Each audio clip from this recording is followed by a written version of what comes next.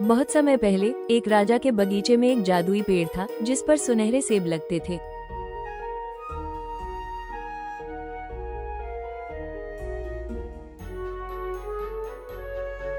लेकिन हर रात एक सेब चोरी हो जाता। राजा बहुत चिंतित था। राजा ने अपने बेटों को पहरा देने भेजा।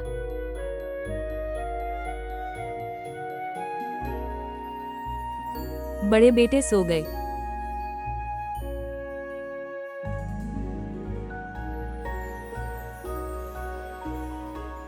लेकिन सबसे छोटा बेटा रात भर जागा रहा।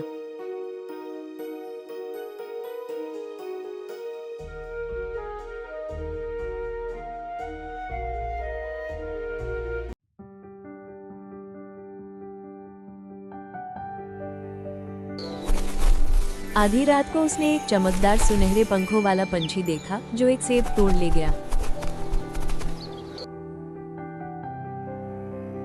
पंछी का एक सुनहरा पंख नीचे गिरा।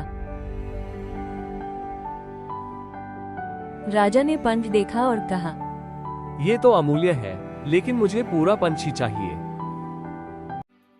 रास्ते में तीनों बेटों को एक बोलती हुई लोमड़ी मिली। उसने कहा, रास्ते में तुम्हें दो ठहरने की जगहें मिलेंगी, एक बहुत आलीशान और दूसरी बिल्कुल साधारण। याद रखना, तुम्हें बड़ी आलीशान जगह नहीं चुननी, बल्कि साधारण जगह में ही ठहरना।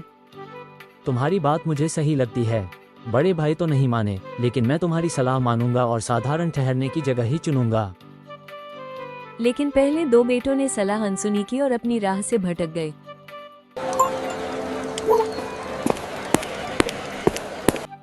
सबसे छोटा बेटा आज्ञाकारी था।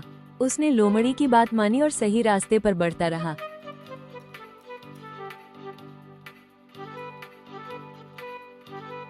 सराय में रात गुजारने के बाद अगली सुबह छोटा राजकुमार फिर से जंगल के रास्ते पर निकला। तभी फिर से वही चालाक लोमड़ी उसके सामने आ खड़ी हुई। शाबाश, इस बार तुमने मेरी बात मानी और साधारण जगह पर रुके। यही समझदारी है। याद रखना, जब तुम सुनहरे पंछी के पास पहुँचो तो उसे उसके लकड़ी के पिंजरे में उठा लेना। पास में रखा सुनहरा पिंजरा मत छूना, वरना सब कुछ खराब हो जाएगा।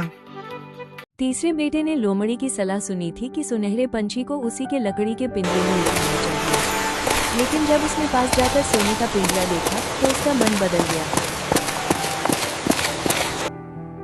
जैसे ही राजकुमार ने पंछी को सुनहरे पिंजरे में रखा, वो जोर जोर से चहचहाने लगा। पूरा किला जाग उठा और सैनिकों ने राजकुमार को पकड़ लिया।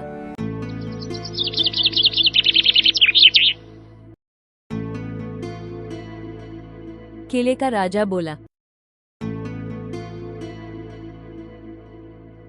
तुम्हें दंड दिया जाना चाहिए, लेकिन यदि तुम मेरे लिए सुनहरा घोड़ा ला दो तो मैं तुम्हारी जान बख्श दूं और तुम्हें यह पंछी भी दे दूंगा।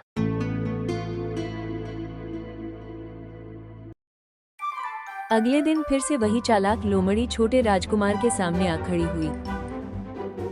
मैंने तुम्हें समझाया था, पर तुमने मेरी बात नहीं मानी। अब सुनो, जब सुनहरे घोड़े को लेने जाओ तो उस पर सुनहरी सवारी आसन मत रखना।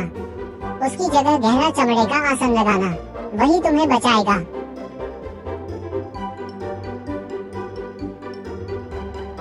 राजकुमार ने इस बार लोमड़ी की बात ध्यान से सुनी और मन ही मन वादा किया कि अब वो गलती नहीं दोहराएगा।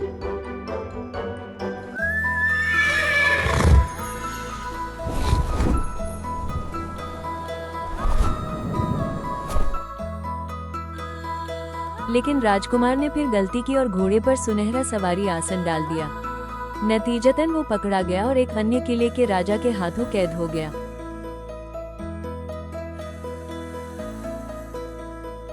अब राजा ने कहा, सिर्फ तभी घोड़ा मिलेगा अगर सुनहरी महल की राजकुमारी यहाँ लाई जाए। अगले दिन फिर से वही चालाक लोमड़ी छोटे राजकुमार के सामने आ खड़ी हुई। सुनो ध्यान से, जब तुम सुनहरी राजकुमारी को लेकर जाओ तो उसे अपने पिता से विदा लेने मत देना। अगर वो विदा लेने गई तो राजा तुम्हें रोक लेगा और तुम्हारा काम बिगड़ जाएगा। लोमड़ी ने सलाह दी। राजकुमार राजकुमारी को विदा देने के लिए राजा के पास मत भेजना। अगर तुमने ऐसा किया तो तुम बड़ी मुसीबत में पड़ जाओगे। कृपया मुझे पिता से एक बार विदा लेने दो। मैं बिना उनके आशीर्वाद के नहीं जा सकती। ठीक है, पर जल्दी आना। लेकिन राजकुमार ने फिर आदेश न माना।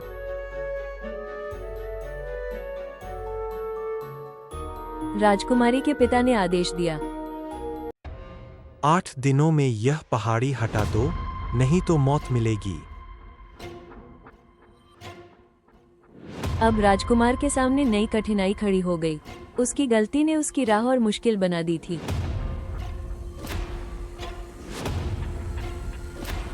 लोमड़ी ने अपनी जादुई शक्ति से वो विशाल पहाड़ी पल भर में गायब कर दी।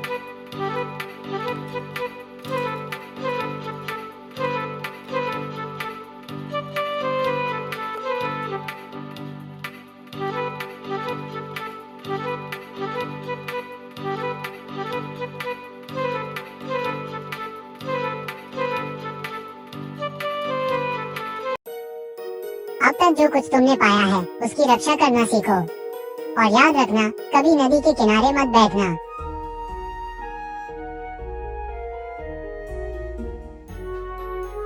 राजकुमार ने हामी तो भरी, लेकिन किस्मत में उसके लिए और कठिनाइयां लिखी थी। कुछ ही दिनों बाद उसे पता चला कि उसके बड़े भाई अपराध और पाप में डूबे रहे और अब फांसी पर चढ़ने वाले हैं। दयालु छोटे भाई ने अपना धन देकर उनकी जान बचाई, लेकिन ईर्ष्या और लालच में अंधे भाइयों ने उसे धोखा दिया। वे उसे नदी में धकेलकर खुद सुनहरा पंछी, घोड़ा और राजकुमारी को लेकर अपने पिता के पास लौट आए।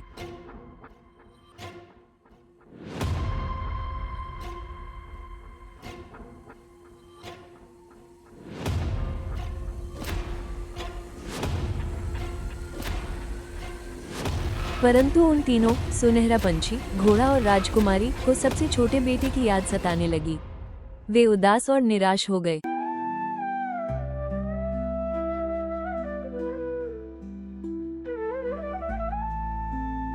तभी वफादार लोमड़ी ने अपनी चतुराई से राजकुमार को बचा लिया।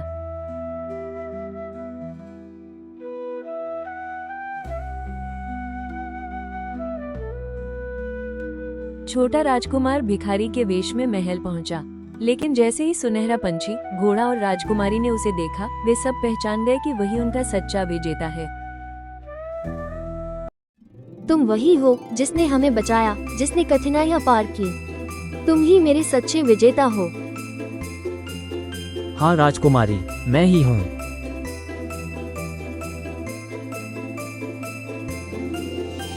हम सब तुम्हें पहचानते हो। तुम ही सच्चे नायक हो। मेरे बेटों, तुम दोनों ने लोभ और ईर्ष्या के कारण अपने छोटे भाई के साथ विश्वासघात किया। तुमने उसकी जान लेने की कोशिश की और धोखे से सुनहरा पंछी, घोड़ा और राजकुमारी को अपना बताया। ऐसे दुष्कर्म का दंड कठोर होना चाहिए। तुम्हें राज्य से निकाल दिया जाता है ताकि तुम अपनी करनी का फल भुगतो। बड़े बेटों को उनके बुरे कर्मों की सजा मिली और सबसे छोटे राजकुमार का विवाह राजकुमारी से हुआ।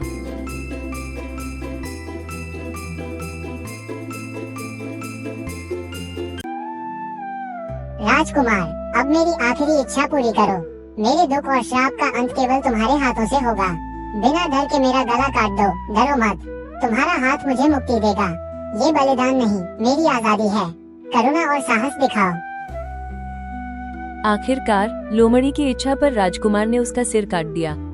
तभी जादू टूटा और वो असल में राजकुमारी का खोया हुआ भाई निकला, जिसे वर्षों पहले एक दुष्ट जादूगरनी ने श्राप देकर लोमड़ी बना दिया था।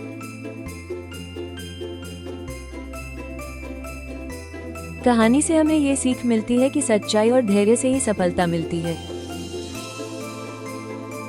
छोटे राजकुमार ने बार बार गलतियां की, लेकिन उसका मन सच्चा और नेक था, इसलिए अंततः उसे सफलता मिली।